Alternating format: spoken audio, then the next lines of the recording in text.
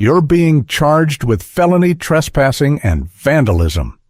The officer's voice was flat, almost tired. The old man said nothing. He stood beside the patrol car, hands cuffed, back straight, eyes unreadable. He didn't speak when they took his fingerprints. Didn't flinch when they took his boots. Just watched the walls like they held answers, only he could see.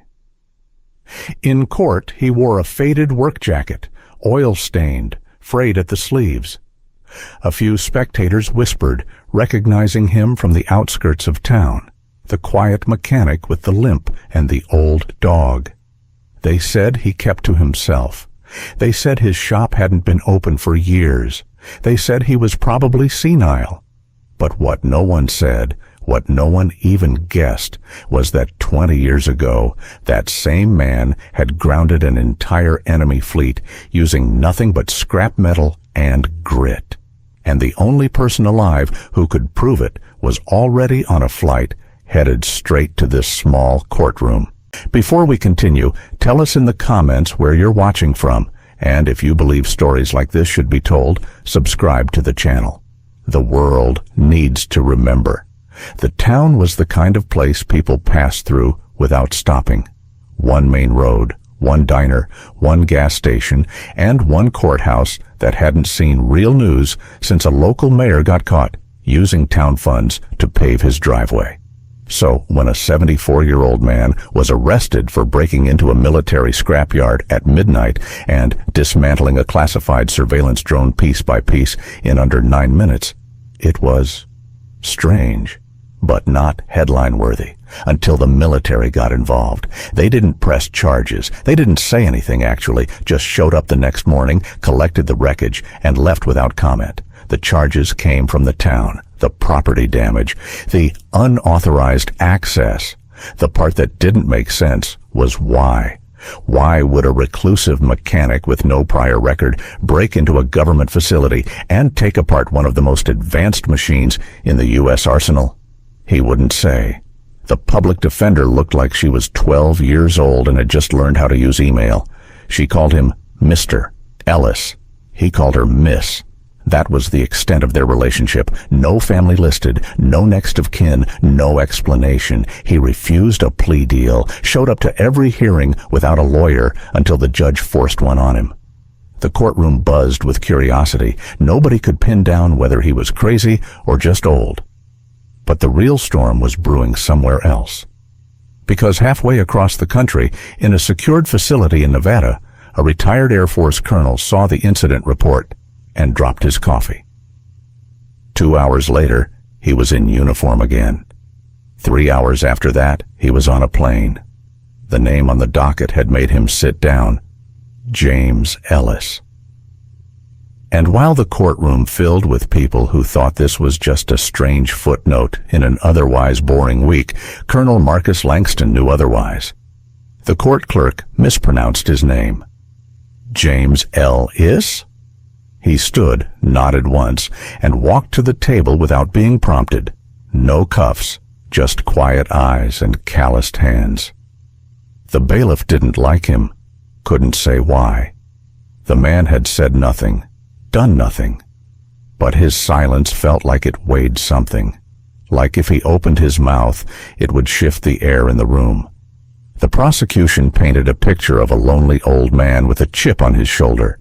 They used the word delusional twice, the phrase military complex 3 times. A psychologist testified that he exhibited classic patterns of dissociative behavior. Ellis didn't blink. They brought out diagrams, photos, the damaged drone, $2.3 million in losses, advanced systems dismantled with precision they claimed was almost surgical. The prosecutor smirked as he described it. It's as if he knew exactly where to cut. The judge raised an eyebrow. The public defender didn't even glance up. Then came the final witness. He disabled our drone like he'd built it. Is that possible? Number because nobody outside of Lockheed Martin has even seen that blueprint, and he used a wrench and a flashlight. The courtroom chuckled. Even the judge smiled slightly. Ridiculous. Except it wasn't. The door opened quietly.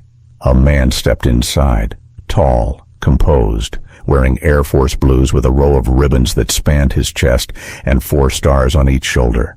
He walked with purpose, not fast, not slow, like the building itself wasn't unfamiliar. Every eye turned. The judge paused. "May I ask who you are, sir?" The man didn't hesitate. "General Marcus Langston, retired. I'm here to speak on behalf of James Ellis." The courtroom went silent. "I understand this is unusual, but I was cleared this morning by the Pentagon. I have something to say, and it's classified until right now." The judge glanced at the prosecutor, who was suddenly very, very quiet. "Go ahead." Langston stepped toward the jury box, removed a folder from his inner jacket pocket, and laid it flat on the railing. "In 2003, I was assigned to a covert engineering unit responsible for counter-electronic warfare operations overseas. Most of what we did is still buried under red tape, but this man, James Ellis, was our ghost, our failsafe. When satellites failed and computers froze, Ellis didn't. He fixed systems no one could understand. He invented fixes that saved lives.